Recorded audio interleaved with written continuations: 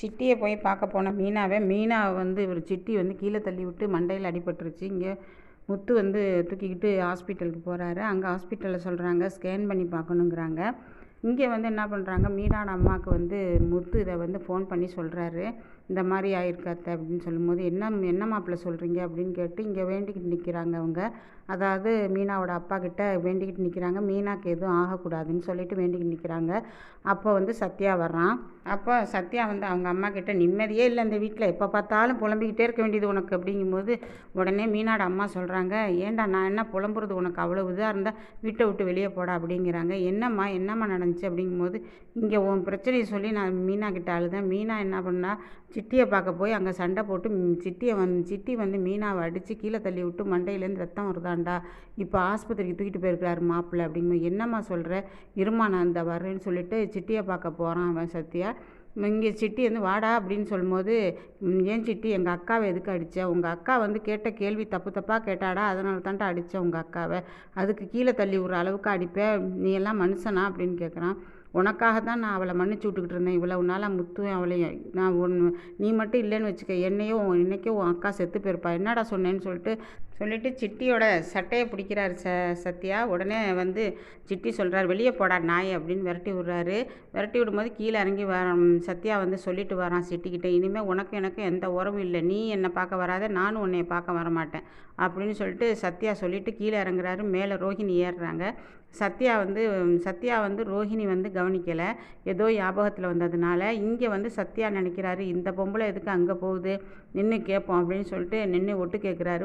ஒட்டு கேட்டுட்டு என்ன விஷயம் அப்படின்னு சிட்டி வந்து ரோஹிணி கிட்டே கேட்குறாரு, என்ன விஷயம் அப்படின்னு. எனக்கு ஒரு ஹெல்ப்பு வேணும், உங்கள் ஹெல்ப்பு சொல்லுங்கள், தாராளமாக செஞ்சு தரேன், 8 லட்ச ரூபா பணம் கொடுத்துருக்கேன் இது வரைக்கும், இன்னும் 2 லட்சம் பணம் வேணுமா, பணம் இல்லை சிட்டி, எனக்கு அந்த ஒருத்தனை வந்து நீங்கள் வந்து ஜெயிலில் பிடிச்சி கொடுத்தீங்கல்ல, அவன் இப்போ வெளியே வந்துட்டு எனக்கு ரொம்ப தொந்தரவு கொடுக்குறான். ஆமாம், உங்களுக்கு அவனுக்கு என்ன பிரச்சனை, அதை சொல்லாமே இருக்கிறீங்க, அது எங்கள் பர்சனல் அப்படின்னு சொல்லும்போது, சரி ஏதோ பிரச்சனையாக இருக்கட்டும், இப்போ என்ன நான் செய்யணும் அப்படிங்கிறாங்க. சிட்டி கேட்குறான் என்ன செய்யணும் அப்படின்ட்டு. அதுக்கு ரோஹிணி சொல்லுது, அவனை நீங்கள் வந்து இந்த ஊர்லேயே இருக்கக்கூடாது, ஊரை விட்டு துரத்துற மாதிரி செய்யணும் அப்படின்னு. நான் செய்கிறேன், ஆனால் நீங்கள் எனக்கு ஒரு ஹெல்ப் பண்ணணுமே, செய்கிறீங்களா அப்படின்னு கேட்குறாரு. என்ன ஹெல்ப்பு, உங்கள் மாமியார் பணம் ஒன்று திருட்டு போச்சு தெரியுமா உங்களுக்கு, 1 லட்ச ரூபா, அதை திருடினது மீனாவோட தம்பி சத்யா தான், அது தெரியுமா உங்களுக்கு, என்ன சொல்கிறீங்க அப்படின்னு ரோஹிணி கேட்குறாங்க. ஆமாங்க, அதை திருடினதே சத்யா தாங்க, அந்த சிசிடிவி ஃபுட்டேஜ் வந்து முத்துவோட ஃபோனில் இருக்குது, அந்த வீடியோவை நீங்கள் வந்து ரிலீஸ் பண்ணி விட்டுருணும், ரிலீஸ் பண்ணி அவன் குடும்பமே நாரணும், உங்கள் மாமியார்கிட்ட அவங்க வந்து நாரி சாகணும் அப்படிங்கிறான். அதை கேட்ட ரோஹிணி, இதனால் உங்களுக்கு என்ன பயன், இதையே என்கிட்ட சொல்கிறீங்க அப்படின்னு சொல்லும்போது, இது முக்கியமாக நீங்கள் இதை செஞ்சிட்டிங்கண்டா நீங்கள் கேட்குற உதவியை நான் செய்கிறேன் அப்படின்னு வந்து சிட்டி வந்து ரோஹிணி கிட்ட சொல்லிடுறான். இவங்க 2 பேரும் பேசிக்கிட்டு இருக்கிறத சத்யா வெளியே நின்று கேட்டு, அட பாவி நீ இப்படிப்பட்டவனா, என்னையே ஏமாத்திட்ட பார்த்தியா, இதைத்தான் எங்கள் மாமா அடிக்கடி என்கிட்ட சொன்னார்டா, உன்னை நம்பாதேன்னு சொன்னார், கடைசியில் பார்த்தியா எனக்கே ஆப்பு வச்சுட்ட அப்படின்னு சொல்லிட்டு கீழே இறங்குறாரு. கீழே இறங்கிட்டு முத்துவுக்கு ஃபோன் போடுறாரு. முத்துக்கு ஃபோன் பண்ணி, மாமா உங்ககிட்ட நான் ஒரு விஷயம் பேசணும் மாமா, சொல்லுடா, என்ன விஷயம்டா பேசணும், நான் உங்களை தனியாக பார்த்து பேசணும், எங்கே வரட்டும், கார் செட்டுக்கு வா அப்படின்னு சொல்கிறாரு முத்து.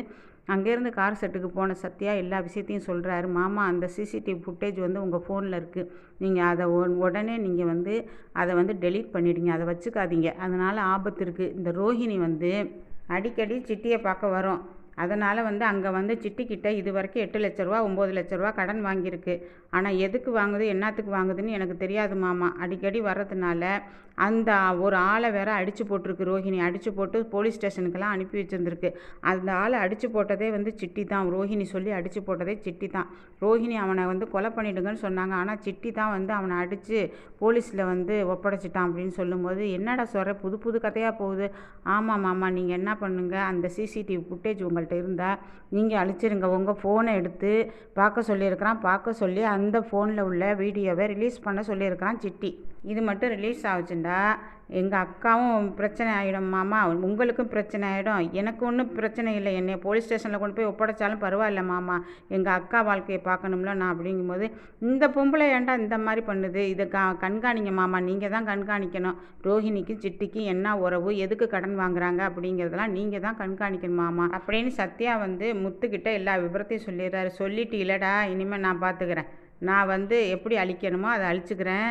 சரி நீ வந்து அவன்கிட்ட எதையுமே காட்டிக்காத அப்படின்னு சொல்லிடுறாரு. சிட்டிக்கிட்ட வந்து என்கிட்ட சொன்ன மாதிரியோ எதையுமே காட்டிக்காத, நீ எப்போதும் போல இரு அப்படின்னு சொல்லிடுறாரு முத்து.